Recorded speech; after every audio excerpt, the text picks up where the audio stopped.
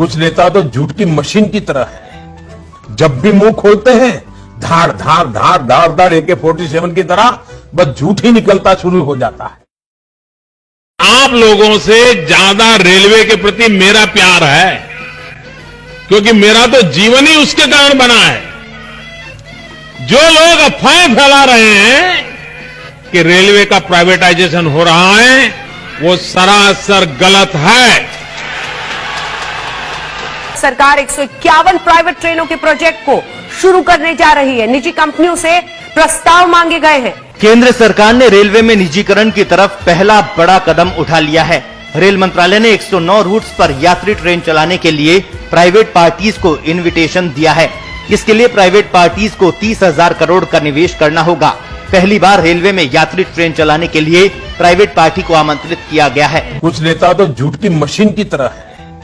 जब भी मुंह खोलते हैं धार धार धार धार धार AK-47 की तरह बस झूठ ही निकलता शुरू हो जाता है। आजादी के बाद से 2014 तक 67 साल में 65 एयरपोर्ट थे, 65, यानी कि एवरेज एक साल में एक हवाई अड्डा।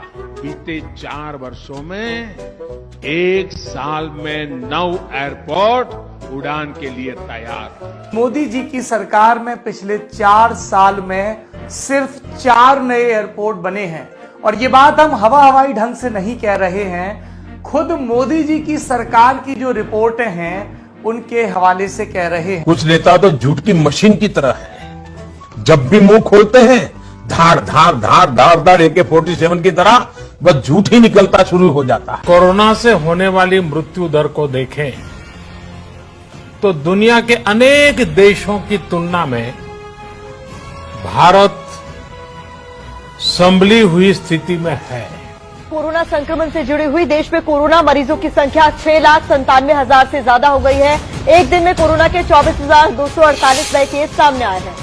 संक्रमित मरीजों की संख्या के मामले में भारत रूस से आगे तीसरे नंबर पर आ गया है। एक्टिव मरीज 2,53,287 में, ठीक हुए 4,24,433। अब तक मौत 19,693 लोगों की हो चुकी है। एक दिन में ठीक हुए मरीजों की संख्या 15,350। कुछ नेता तो झूठ की मशीन की तरह है। जब भी मुंह खोलते हैं धार धार धार धार धार AK-47 की तरह बस झूठ ही निकलता शुरू हो जाता है। न वहां कोई हमारी सीमा में घुस आया है, न ही कोई घुसा हुआ है, न ही हमारी कोई पोस्ट किसी दूसरे के कब्जे में है। इस वक्त की बड़ी खबर का रुख करेंगे। LAC के पास गलवान घाटी में झड़प वाली जगह से चीनी सेना 1 किलोमीटर पीछे हट गई है। दोनों सेना बातचीत के बाद नई पोजीशन में आ गई है। बफर जोन बनाने पर सहमति हुई है। ये तय हुआ है कि इसका उल्लंघन दोनों पक्ष नहीं करेंगे। और बड़ी खबर इस वक्त आ रही है कि LAC पर झड़प वाली जगह से चीनी सेना पीछे हटी है, करीब 1 किलोमीटर। कुछ नेता तो झूठ की मशीन की तरह है। जब भी मुंह खोलते हैं धार धार धार धार धार AK-47 की तरह बस झूठ ही निकलता शुरू हो जाता है। भाइयों बहनों, 50 दिन मेरी मदद करें। देश 50 दिन मेरी मदद करे। अगर 30 दिसंबर के बाद कोई मेरी कमी रह जाए, कोई मेरी गलती निकल जाए, कोई मेरा गलत इरादा निकल जाए, आप जिस चौराहे में मुझे खड़ा करेंगे मैं खड़ा होकर के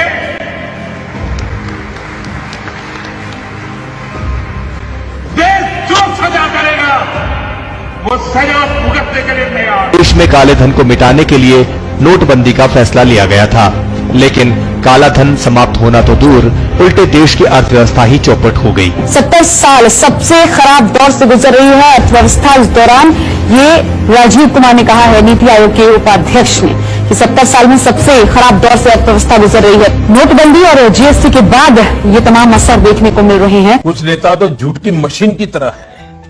जब भी मुंह खोलते हैं धार धार धार धार धार AK-47 की तरह बस झूठ ही निकलता शुरू हो जाता है। कोई कांग्रेसी परिवार का व्यक्ति शहीद वीर भगत सिंह को मिलने गया था। प्रधानमंत्री मोदी जी, आप गलत सवाल कर गए।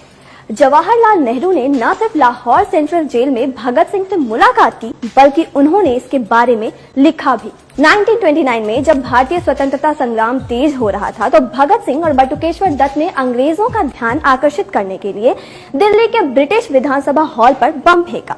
वो इसके लिए गिरफ्तार किए गए और जेल भेजे गए। भगत सिंह ने जेल की स्थिति को बेहतर बनाने का मुद्दा उठाया और जेल में भूख हड़ताल शुरू की।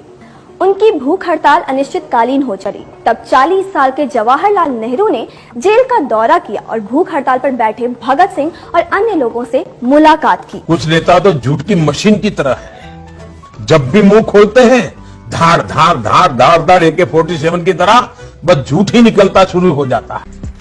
पाकिस्तान से युद्ध जीता जनरल थिमैया जी के नेतृत्व में, लेकिन उस पराक्रम के बाद कश्मीर को बचाने वाले जनरल थिमैया का उस समय के प्रधानमंत्री नेहरू और उस समय के रक्षा मंत्री कृष्णा मेनन ने बार बार अपमान किया था, और इसी के कारण जनरल थिमैया को अपने पद से सम्मान के खातिर इस्तीफा देना पड़ा था। 1948 में थिमैया इंडियन आर्मी के चीफ नहीं थे, एक ब्रिटिशर जनरल रॉय बुशर इस पोस्ट पर थे।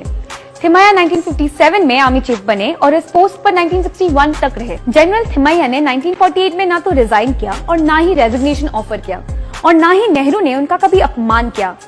बल्कि मोदी जी, नेहरू ने तो 1948 में पाकिस्तानी रेडर्स को पीछे हटाने में थिमैया के रोल की तारीफ की थी। उनको लगता है कि झूठ से गाड़ी चल जाएगी। वो जमाना चला गया है, उनको पता नहीं है। आज लोगों को जानकारियां पाने का अनेक रास्ते मिल गए हैं। अब झूठ चलता नहीं है।